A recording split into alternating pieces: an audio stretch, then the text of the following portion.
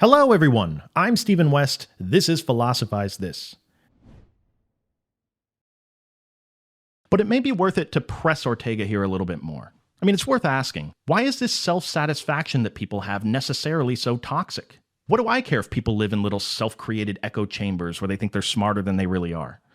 And this is where Ortega would say, just think about what these people start to closely resemble.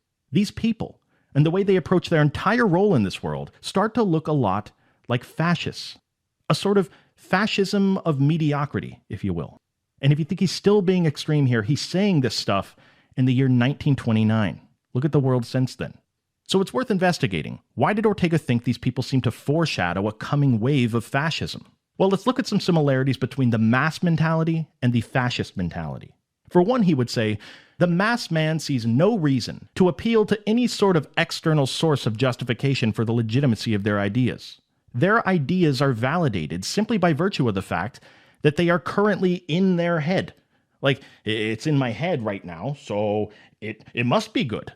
Then in turn, this type of self-satisfied ordinary individual just never sees any reason to seek out new ideas and challenge what they already think they know. And so do many fascists, Ortega would say.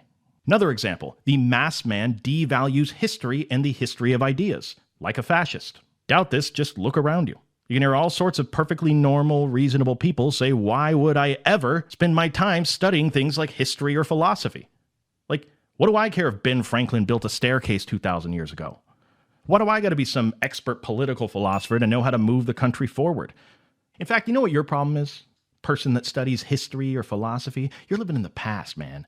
I'm living in the here and now. And when I get off work in the here and now, I just want to watch some Netflix and the news and stuff that's actually relevant to my life. Why history? What's going on in both these examples, Ortega says, is that the mass mentality exercises an attitude of their, quote, predominance over the world, just like a fascist would. In other words, because their ideas never really have to be tested up against other ideas, they don't ever really got to consider all the other types of people that exist out there. So they effectively become bulletproof against nuance of any kind. And this creates a psychological climate, Ortega says, almost a petri dish-like environment for fascist ideas to work their way in slowly and fit in neatly to this mental framework that these people already got going on. The mass man's entire life then becomes self-destructive. Because the very things that gave rise to the mass man progressively undermines through their very existence. Ortega calls this type of thinking something beautiful. He calls it the mass man imposing a type of spiritual barbarism on the world around them. He says, quote, this average person is the new barbarian, a laggard behind the contemporary civilization, archaic and primitive in contrast with his problems, which are grimly, relentlessly modern. This new barbarian is above all the professional man, more learned than ever before, but at the same time more uncultured, the engineer, the physician, the lawyer, the scientist, end quote. And make no mistake, he would say, this sort of self-satisfied spiritual barbarism, no matter how innocuous it may seem on the surface, is inevitably going to lead to more actual barbarism.